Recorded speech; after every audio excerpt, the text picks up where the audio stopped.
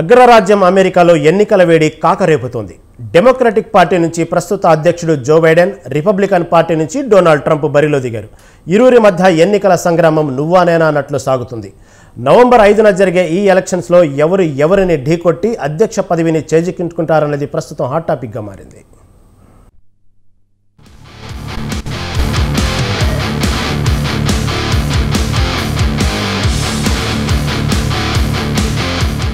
అమెరికాలో election heat కొనసాగుతోంది.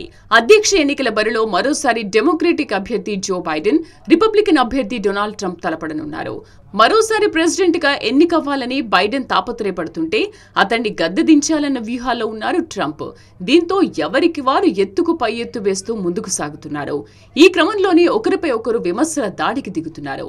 ఇక ఇటీవల నిర్వహించిన డిబేట్లోనూ ఇదే పర్వం కొనసాగింది.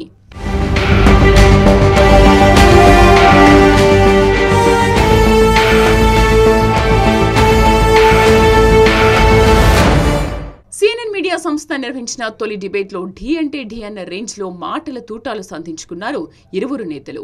అమెరికా ఆర్థిక వ్యవస్థ, అబార్షన్ చట్టం, విదేశీ వ్యవహారాలు, వలసల వంటి పలు అంశాలపై ట్రంప్, బైడెన్ మధ్య వాడి వేడి వాదనలు సాగాయి. అడ్మినిస్ట్రేషన్లో బైడెన్ ఫెయిల్ అయ్యారని ట్రంప్ హష్ మనీ కేసులో దోషిగా తేలారంటూ బైడెన్ విమర్శించారు. ట్రంప్ హయాంలో సంపన్నులకు అనుకూలమైన ఆర్థిక విధానాలు అనుసరించారని, దీంతో ఎకానమీ పతనమైందని విమర్శిస్తూ బైడెన్ చర్చను మొదలుపెట్టారు.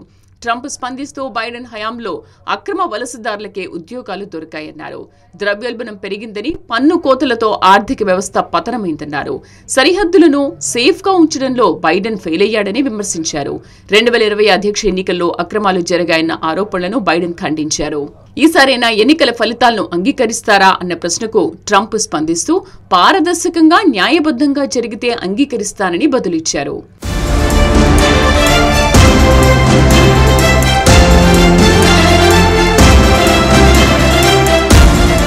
మొత్తంగా 90 నిమిషాల పాటు సాగిన డిబేట్లో 78 ఏళ్ల ట్రంప్ కొంత దూకుడు ప్రదర్శించగా, బైడెన్ కొన్నిసార్లు తడబాటుకు గురయ్యారు. డిబేట్లో నిర్వాహకుల ప్రశ్నలు పోగా మొత్తంగా ట్రంప్ 23 నిమిషాల 6 సెకండ్ల పాటు మాట్లాడారు. బైడెన్ 18 నిమిషాల 26 సెకండ్లు తీసుకున్నారు. తన వయసుపై విమర్శలు, అధ్యక్ష బాధ్యతలను సజావుగా నిర్వర్తించడంపై అమెరికన్లలో నానాటికి పెరుగుతున్న అనుమానాలను కొట్టిపారేసేందుకు అన్ని ప్రయత్నాలు చేశారు జో బైడెన్. ట్రంప్ తనకంటే కేవలం 3 ఏళ్లే చిన్నవాడని పదే చెప్పుకున్నారు. కానీ డిబేట్ పొడవునా బైడెన్ పదే తడబడ్డారు. ప్రసంగం మధ్యలో ఉన్నట్టుండి మౌనాన్ని ఆశ్రయించారు. మాటల కోసం తడుముకున్నారు. తనలో తానే గొణుక్కుంటూ కనిపించారు. మాట్లాడుతున్న అంశాన్ని అర్ధాంతరంగా వదిలేసి మరో విషయం ఎత్తుకుని ఆశ్చర్యపరిచారు. కొన్నిసార్లు బైడెన్ ఏం చెబుతున్నాడో ఎవరికీ అర్థం కూడా కాలేదు. తనకు అనుకూలమైన గణాంకాలను సమయానుకూలంగా ప్రస్తావించడంలో కూడా చతికిలపడ్డారు. డిబేట్లో ట్రంపే నెగ్గారని CNN పోలింగ్లో ఏకంగా 67% మంది ఓటర్లు పేర్కొన్నారు. బైడెన్కు 33% ఓట్లే లభించాయి.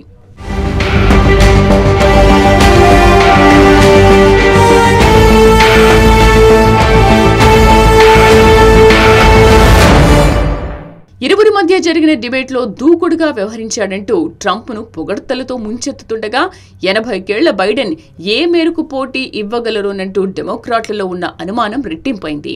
ఈ నేపథ్యంలోనే తాజాగా జరిగిన డిబేట్తో బైడెన్ అధ్యక్ష రేసు నుంచి తప్పుకోవాలన్న డిమాండ్ గట్టిగా వినిపిస్తోంది. ఇదిలా ఉంటే ట్రంప్, బైడెన్ పాలనపై సంతృప్తిగా లేని అమెరికన్లు అసహనంగా ఉన్నారు. జో పాలన అంతంత మాత్రంగా ఉందని బైడెన్ పై విమర్శలు వెల్లువెత్తుతుంటే, కేసుల విషయంలో చిక్కుకున్న ట్రంప్ పై కూడా అంత సుముఖంగా లేరు.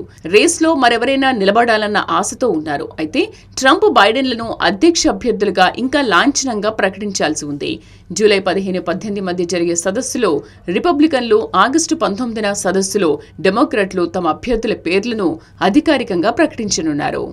ఈ ఎన్నికలు నవంబర్ 5న జరగనున్నాయి. దీంతో ఈ ఎన్నికల్లో ఎవరిది పై చేయి అవుతుంది, ఎవరు అధ్యక్షుడిగా ఎన్నికవుతారు అన్నది ఆసక్తికర అంశంగా మారింది.